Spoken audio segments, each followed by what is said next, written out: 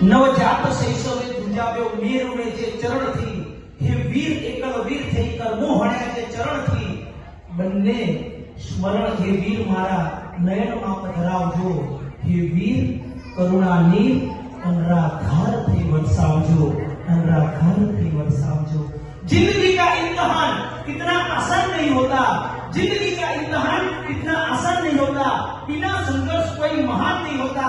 जब तक न पड़े हथौड़ी की मार, जब तक न पड़े हथौड़ी की मार, कहते हैं पत्थर भी भगवान नहीं होते, पत्थर भी भगवान नहीं होते। बात करनी है श्रीमद् भगवान महावीर के जीवन के कुछ पड़ों की। कौशाम्बीનું ભરૂચ ઉત્તર પ્રદેશનો એક પ્રદેશ છે અને એ દિવસે શ્રમણ ભગવાન મહાવીર ઘરે પગલે પધારી રહ્યા છે। પ્રભુ રોજ ભિક્ષા માટે નીકળે છે। કેટલા વાગે નીકળે? મધ્યાહન સમયે નીકળે, સવારે ન નીકળે, સાંજે ન નીકળે, બપોરે મધ્યાહન સમયે પ્રભુ રોજ ભિક્ષા માટે નીકળે છે। અને એ દિવસે પ્રભુએ ભીષ્મ અભિગ્રહ લીધો છે। કદાચ તમે ને હું વિચારીએ ને, ખાલી વિચારીએ ને તો પણ ત્રુજી જવાય। પ્રભુએ અભિગ્રહ લીધો છે। કોઈ અબળા હોય, માથે મુંડન હોય, હાથમાં બેડી હોય, હાથમાં સુકડું હોય, અડદના બાકુડા હોય, અઠ્ઠમનો તપ હોય અને ઘરના ઉંબરામાં એક પગ હોય, એક પગ ઘરના ઉંબરાની બહાર હોય અને છેલ્લી શરત છે આંખમાં બે આંસુના બુંદ હોય તો જ મારે ભિક્ષા બોલવી। એક દિવસ, બે દિવસ, 8 દિવસ, 15 દિવસ, 25 દિવસ, 35 દિવસ, 45 દિવસ, 125 દિવસ, 225 દિવસ, 325 દિવસ, 425 દિવસ, એક દિવસ નીકળતા ગયા છે। પ્રભુના નિર્જરા ઉપવાસ ચાલી રહ્યા છે। આમ હાલ ભીજવી એવી ઠંડી હોય, ભયંકર ગરમી હોય અને એવા બધા જ દિવસોમાં પ્રભુ અલ્પ વસ્ત્રમાં આ જ રીતે મનમાં એક પણ વિકલ્પ વગર રોજ પ્રભુ નીકળે છે। અભિગ્રહ પૂર્ણ થતો અને એક દિવસો પસાર થતા 5 મહિના અને 25 દિવસ પૂરા થયા છે। પ્રભુ પધાર્યા છે કૌશલ્ય નગરના દ્વારે। કદાચ 12.5 વર્ષની આ ઘોર સાધનામાં આપણા બધાના ઉપકારી પ્રભુએ 4211 ઉપવાસ કર્યા છે। કોના માટે? જે સ્વયં તીર્થંકર બનવાના છે, એમના જ્ઞાનમાં એમને ખબર છે કે મારો જન્મ તીર્થંકર બનવા માટે થયો છે, તો વાય આ સાધના શેના માટે કરવાની? જ્ઞાની ભગવાન લખે છે કે 12.5 વર્ષના સાધના ક્રમમાં આપણા તીર્થંકર પરમાત્મા પલાઠી મારીને ત્યારે બેઠા હતા। ભયંકર ઉત્સર્ગની હારમાળા સર્જાઈ છે અને પ્રભુ ઓળખ ભૂમાવી દેવા રહ્યા છે। મુખની રેખા ફરકાઈ નથી, પ્રભુનું જ્ઞાન હતું છતાં ઉપયોગ મૂક્યો નથી। મારું પાણું ક્યારે થવાનું છે? પ્રભુને આજે કહેવાનું મન થાય, પ્રભુ અમારો 1 ઉપવાસ, 2 ઉપવાસ કે 8 ઉપવાસમાં અમને મગનું પાણીને રાબડી દેખાય છે, અમે ઢીલા પડી જઈએ છીએ, અમે પીતા પાણીએ પણ કેટલા સ્વપ્ન જોઈએ છે, અમારી ઇન્દ્રિયોને મનોરંજન આપતા મોબાઈલ અને ટીવી પણ અમે નથી છોડી શકતા, ત્યારે અમારા ઉપવાસ માંડ પસાર થાય છે। અને શ્રવણ ભગવાન મહાવીર જ્યારે ચંદનાના એ આંગણે એ કૌશામ્બી નગરીના એના દ્વારે પધાર્યા છે અને એ વખતે થોડાક આગળ વધે છે, એક શરતનું માત્ર પાલન નથી થયું। ચંદનાનો પણ એક પૂર્વ કર્મનો એવો ઉદય હતો, અબળા છે, દાસી છે, માથે મુંડન કર્યું છે, એની શેઠાણીએ હાથમાં બેડીઓ પહેરાવી દીધી છે, અઠ્ઠમનો તપ છે અને બધી શરતો પૂર્ણ થતી હતી। એક પગ બહાર છે, એક પગ ઉમરાની અંદર છે અને માત્ર આંખમાં આંસુ નથી આવ્યા અને મારા પ્રભુ પાછા ફરી ગયા છે। ખબર નથી ફરી આવી શરત ક્યારે પૂરી થશે। જે 5 મહિના અને 25 દિવસ સુધી રોજ નીકળતા, ક્યારે આવી શરત? આવો અભિગ્રહ આપણે વિચારી શકીએ ભાઈ? વિચારી શકીએ? It's impossible. અને પ્રભુ પાછા ફર્યા છે, જીવા ડગલા પાછા ફર્યા। પેલી ચંદનાની આંખોમાં આંસુની ધાર નીકળી, 2 નહીં, 12 નહીં, 200 આંસુ નીકળી ગયા। પ્રભુ પ્રભુ હે નાથ, કેમ પાછા ફર્યા? જે કાંગડે આવીના અબળાના ભાગ્ય સુખ મરી પરમાળ્યા, પધારો નાથ, પધારો પધારો। અને ચોધાર આંસુએ ચંદનાની આંખોમાંથી એ ગંગો અને જમના વહેવા માંડી। કહે છે કે આંસુના બળ પર પ્રભુ યુટર્ન લીધો, પાછા ફર્યા। આજે આપણે બધાએ જન્મ વાંચન કરીશ, જન્મ વાંચન મારી લાયકાત જ નથી કરી શકું, હું પ્રતનું વાંચન વાંચન કરી શકું, માત્ર હું પાનાનું વાંચન કરી શકું, હું અક્ષરનું વાંચન કરી શકું, પણ જન્મનું વાંચન તો આપણે બધાએ સાથે રહીને સ્વયં આપણે કરવાનું છે. આજે એ આંખોમાં એ પ્રભુની કરુણાના બે બુંદ આપણી આંખોમાં આવવા જોઈએ. એ પ્રતીક્ષા અંદરમાં આજે જાગૃત થવી જોઈએ હૃદયમાં કે પ્રભુ આટલા વર્ષો ક્યાં હતો? એ મહાવીરને મહાવીર તરીકે હું ઓળખી ન શકું? આખી દુનિયા જેને સર્વોચ્ચ માને અને એ મહાવીરના નામે હું કેટલી બધી વિરાધના કરું. આજે તો બે આંસુ સાથે એ મહાવીરને ઓળખવા છે. અને મહાવીર એ જન્મ વાંચન કદાચ દ્રવ્યથી થશે, પણ હૃદયપૂર્વક કહું, આપણા બધાના હૃદયમાં આજે મહાવીરનો જન્મ થાય ને, એ આપણું જન્મ વાંચન સફળ થાય.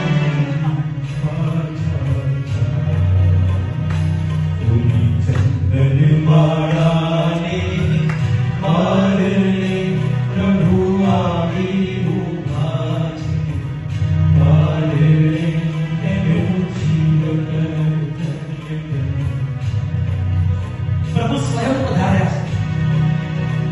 આપણે રોજ પૂજા કરીએ, રોજ પ્રાર્થના કરીએ, રોજ સ્તુતિ કરીએ, કેટલી આજીજી કરીએ, કેટલા વર્ષોથી પ્રભુનો સ્પર્શ કરીએ, કહેવાતા જઈ, પણ પ્રભુ હજી આપણા હૃદયમાં પણ પધાર્યા છે કે નહીં, એ પ્રશ્નાર્થ છે. પ્રભુએ 12.5 વર્ષમાં જ્ઞાની ભગવાન ટોટલ લખે છે કે પ્રભુનો આરામનો, ઊંઘનો, નિંદ્રાનો સમય કેટલો હોય? 12.5 વર્ષમાં પ્રભુની અલ્પ નિંદ્રાનો સમય ટોટલ શશી અંકલ માત્ર 48 મિનિટ, 48 મિનિટ્સ, 2 પ્રહર માત્ર. એવરેજ ગણીએ ને તો 1 સેકન્ડ પણ એક દિવસની ન થાય. અને આવી ઘોર સાધના પછી પ્રભુ એ સાધના કર ચાલુ છે અને ક્યાં પહોંચ્યા છે? કનક ખલ ઉદ્યાનમાં ચંડ કૌશિક નામ સાંભળ્યું છે ભાઈ? કોણ હતો? ધરતી વિસર્પ. અને સામેથી પ્રભુ એને તારવા ગયા છે. જેણે કતલે આમ ચલાવી છે, હજારો ને લાખો લોકો વટે માર્ગો એ રસ્તો બંધ કરી દીધો છે, અને પ્રભુ સામેથી એના દ્વારે પહોંચ્યા છે. સામાન્યથી એક નિયમ છે, કોઈ પણ તીર્થંકર પરમાત્મા કેવળ જ્ઞાન પહેલા ક્યારે ઉપદેશ ન આપે. સમજો, કેવળ જ્ઞાન થતા પહેલા કોઈ પણ તીર્થંકર પરમાત્મા ઉપદેશ ન આપે. પણ ક્યાં ખીલે? કાદવમાં જ ખીલે. ઘરે ગંદુ ગોગલું ગમે એવું મારું હૃદય છે, કસાયોથી ભરેલું છે, લોભથી ભરેલું છે, રાગ અને દ્વેષથી ભરેલું છે, પણ પ્રભુ તમે આ દીકરાને, આ બાળકને તારવા આજે જો નહીં પકડાવો તો મારો વિસ્તાર કયા થશે? મારો વિસ્તાર કયા થશે? આજે આ મહાવીરને કહેવું છે કે મહાવીર, તમારો WhatsApp નંબર હોય તો મને આપી દો. હું આડાવાળા જોડે ચેટ કરું ને એના કરતા તમારી જોડે ચેટિંગ કરીશ ને તો કદાચ હું કરી જઈશ. મને તમારું Facebook એકાઉન્ટ આપો ને, હું લાઈક કરું, કોમેન્ટ કરું, તમારી સારી સારી જીવનની વાતોને શેર કરીશ. પ્રોમિસ આપું છું. તમારું ટ્વિટર એકાઉન્ટ આપો, તમારું ઇન્સ્ટાગ્રામ એકાઉન્ટ છે મારું, હું એને ફોલો કરીશ. દુનિયાના હજારો લોકો સુધી તમારા એ મેસેજને પહોંચાડીશ. પણ મને ખબર છે આ દુનિયામાં તમારા જેવું તત્વજ્ઞાન, આ દુનિયામાં તમારા જેવા તર્ક અને સાયન્ટિફિક ધર્મ જો કોઈ હોય, જીવન જીવવાની કળા કોઈ શીખવતું હોય, તે માત્ર જૈનિઝમ છે. એ જીવવાની પદ્ધતિ છે, કોઈ ધર્મ નથી. અને એને અમે બહુ કોચલામાં, નાના કોચલામાં માત્ર ફિટ કરી દીધો છે. આજે તમારો વાંચન થાય ને જન્મ, એ પૂર્વે મારા હૃદયમાં મારે તમારો જન્મ કરાવવો છે. મારે તમારો જન્મ ભાઈ કરાવવો છે. કરાવવો છે. ક્યાં કરાવવો છે? બેરીનના હોલમાં, અશરફ હોલમાં કે હૃદયમાં? કેટલા વર્ષોથી જન્મ વાંચન સાંભળીએ છીએ? કેટલા વર્ષોથી? સમજ્યા ત્યારથી, જન્મ્યા ત્યારથી જૈન છીએ એટલે જન્મ વાંચન તો છે ને દુનિયાના કોઈ પણ ખૂણામાં કદાચ કોઈ પણ જૈનનો બચ્ચો હશે, આજે રજા પાડશે, રજા નહીં હોય તો પણ 1 કલાક જશે, છેવટે કોઈ પરિસ્થિતિ નાજુક હશે, કોઈ હોસ્પિટલાઇઝ હશે આઈસીયુમાં, તો ઓનલાઈન પણ આજે આઈસીયુમાં પણ એને કેમેરા સામે બધું ચાલુ કરી આપશે એના પરિવારના સ્વજન. પણ પ્રભુનો જન્મ વાંચન સાંભળે અને જાઓ. આજે એ માતા ત્રિશલાને યાદ કરીએ જેની કુક્ષીમાંથી મારા પ્રભુ પ્રગટ થવાના છે.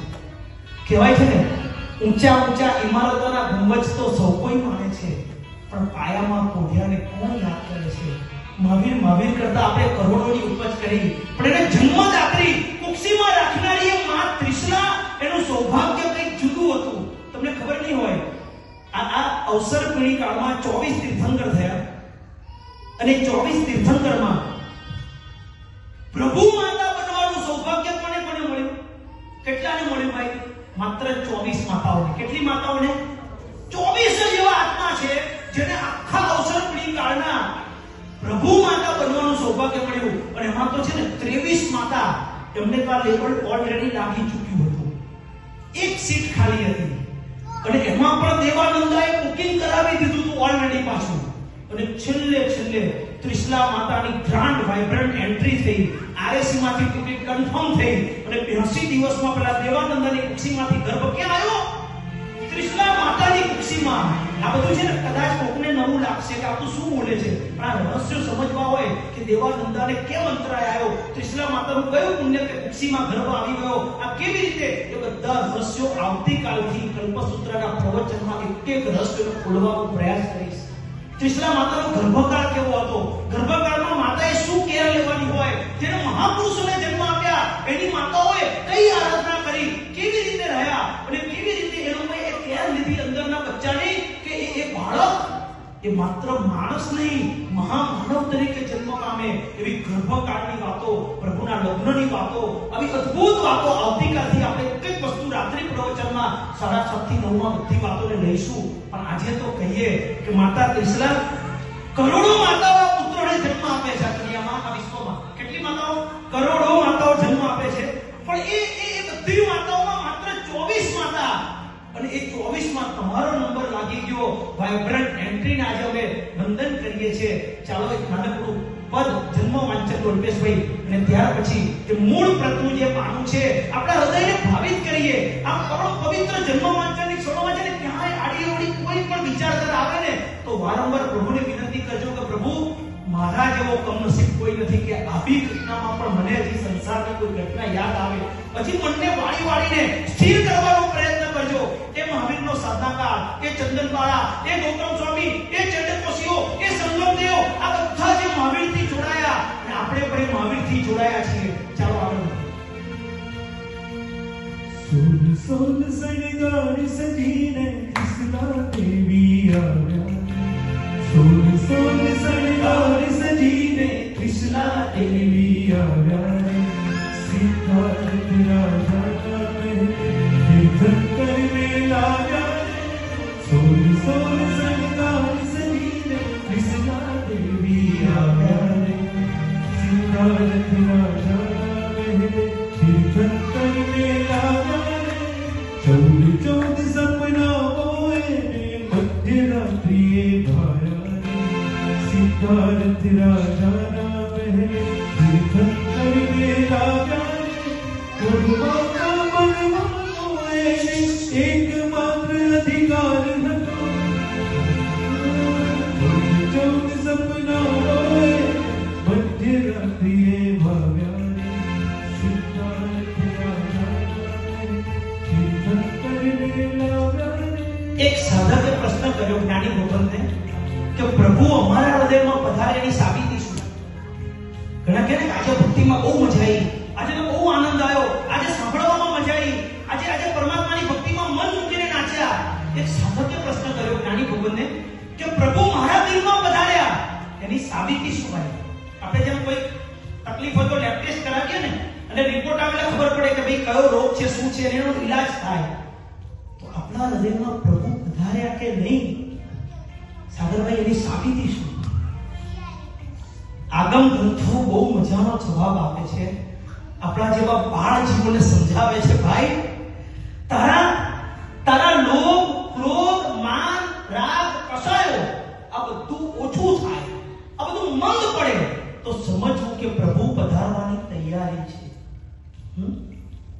લોભ ઓછો થાય, કસાય ઓછા થાય, ક્રોધ ઓછો થાય, કોઈના માટે રાગ ઓછો થાય, કોઈના માટે દ્વેષ હોય, વેર હોય, એ પણ બંધ પડી જાય. આમ જતું કરીએ, એવોઇડ કરીએ, લેટ ગો કરીએ. હા, 1 કરોડ રૂપિયા ઉઘરાણીમાં ફસાયો હોય છતાં પણ એના માટે દુર્ભાવ ન પ્રગટે એ વખતે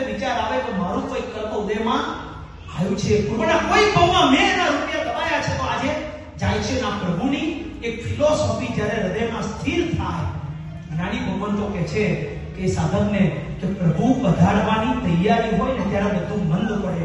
આજે પ્રભુના ચરણોમાં બેસીને પ્રાર્થના કરીએ કે તમારા જન્મની એ સર્વોચ્ચ ક્ષણો મારા જીવનની પણ એક અદ્ભુત સુવર્ણ ક્ષણો બની જાય. આજ સુધી હું જેવો હતો એવો, પણ આજથી આ ક્ષણથી પ્રભુ હું આ જગતના ચોકમાં ગર્વથી કહી શકું કે હું મહાવીરનો છું. મહાવીર અમારા છે. બોલો ને, હું મહાવીરનો છું ને મહાવીરનો છું ને મહાવીર. હા, એક વિનંતી કરીશ. જન્મ વાંચન કરવું છે પણ એ કરવા પૂર્વે લગભગ આઉટ ઓફ ઇન્ડિયામાં છે ને બહુ જરૂરી છે એવા 5 સંકલ્પ નાનકડા એક લીટીના મારે લેવડાવવા છે. આપણે બધાએ ચીસ પાડીને બોલજો, શરમ નહીં રાખતા. આ પ્રભુના માટે પ્રભુ સુધી અવાજ પહોંચે અને સંકલ્પ હૃદયથી કરજો કે મારે કેમ આવું કરવાનું. તે 5 સંકલ્પ જન્મ વાંચન પૂર્વે બેટા થોડોક ઇશારો કરો પ્રેમથી. એ બધા રમકડા તૈયાર કરે છે પ્રભુ માટેના દીકરીઓ. સરસ. આજે 5 સંકલ્પ આપણે લઈએ. હું બોલું છું એક વાક્ય, તમારે રિપીટ ચીસ પાડીને મોટેથી બોલવાનું છે. કદાચ મહાવીર સુધી પહોંચે કે ન પહોંચે પણ મહાવીરના અધિષ્ઠાયક દેવ સુધી તો આપણો અવાજ પહોંચવો જ જોઈએ અંદરનો. ચાલો. જિંદગી ભર મહાવીર કે ही रहेंगे. બોલો મોટેથી, જિંદગી ભર महावीर की करुणा के 2 बूंद अखियों में लेंगे. महावीर के धर्म की सारी आराधना में सहयोग करेंगे, अंतराय नहीं. आज श्रीफल बदल रहा हूं. आज श्रीफल बदलना है. जरूरत आने पर महावीर के लिए मेरा सर बदलने के लिए भी तैयार रहूंगा. मेरा सर बदलने के लिए भी तैयार रहूंगा. આજે ચીસ પાડીને બોલીએ છે ક્યારેક હૃદયમાં આવશે. આ ભૌમાની ભવાંતરમાં આ પ્રભુની કૃપાથી એવું સત્વ મળશે કે શાસન માટે, સમાજ માટે, મહાવીર માટે ક્યારેક તીર્થ રક્ષાની, ક્યારેક સમાજ રક્ષાની, ક્યારેક રાષ્ટ્ર રક્ષાની, ક્યારેક પ્રભુના શાસનની રક્ષાની જરૂર પડે ને આ શ્રીફળ માટે બદલવાનું છે. 300 વર્ષ પહેલા જ આ પરંપરા ચાલુ થઈ. શ્રીફળ વધેરતા નતા પહેલા. શ્રીફળ માત્ર હાથમાં લઈને બેસતા હતા આપણા પૂર્વજો. સિદ્ધાર્થ રાજાના એ ચરિત્રમાં આવે છે કે જ્યારે સ્વપ્ન લક્ષણ પાઠકો સ્વપ્નનો અર્થ કહે છે ને ત્યારે શ્રીફળ લઈને બેસે છે. કેમ? તો કે જ્યારે ઉત્તમ મેસેજ જ્યારે રિસીવ કરવાનો હોય ને ત્યારે ઉત્તમ ફળ હાથમાં હોય તો એ રિસીવ કરવાની પણ પાત્રતા પ્રગટે છે.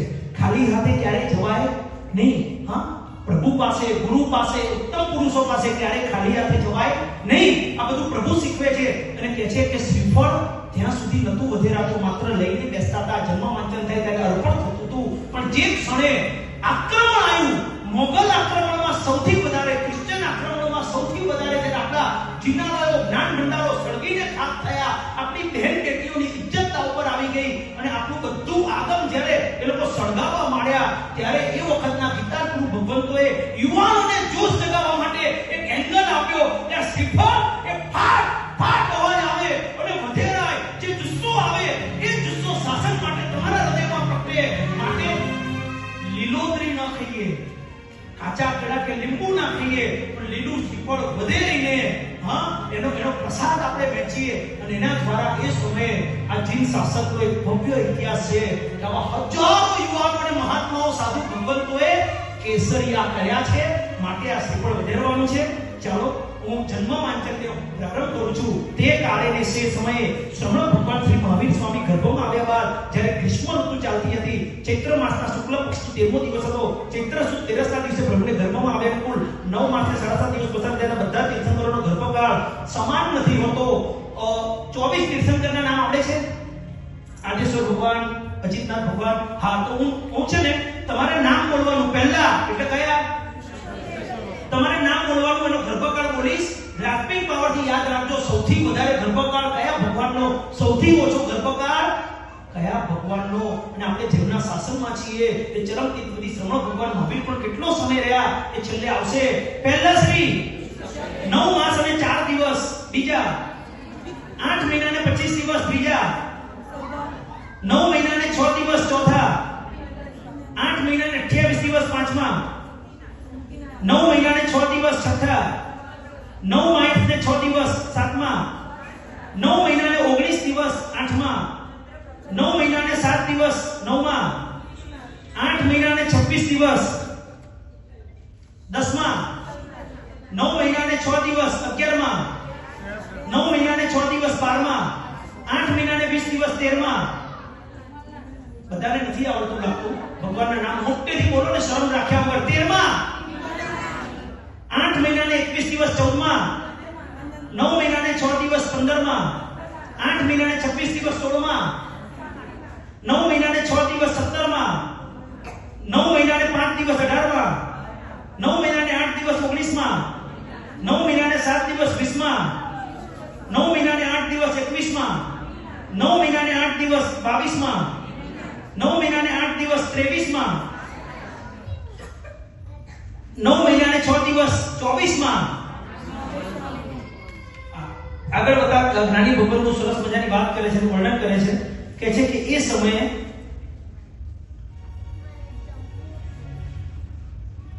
મહાવીર દેવ તારક આત્માના જન્મ સમયે કે છે જ્યોતિષ શાસ્ત્ર અનુસાર સાતેય ગ્રહો ઉચ્ચના સ્થાનમાં બિરાજમાન હતા. બહુ ડીપમાં વર્ણન આવે છે, એક એક ગ્રહના નામ અને કયા સ્થાનમાં બિરાજમાન હતા. આપણું જ્ઞાન ટૂંકવું પડશે, આપણે કદાચ સમજી નહીં શકીએ, એટલે હું સ્કીપ કરીને આગળ વધું છું. કે છે કે આમ જે વખતે બધા ગ્રહ ઉચ્ચ સ્થાને ગોઠવાયેલા હતા, ચંદ્રનો પ્રથમ યોગ ચાલી રહ્યો હતો, દિશાઓ સૌમ્ય અને વિકાર રહિત અને વિશુદ્ધ હતી, શીતળ મંદ સુગંધિત પવન વાતો હતો, કાગડા ઘુવડ વગેરે પણ જય વિજયના સૂચક બધી જાતના સુગંધ થતા હતા. પૃથ્વી ધન ધાન્યથી સુસમૃદ્ધ હતી, સુકાળ પ્રવર્તતો હતો.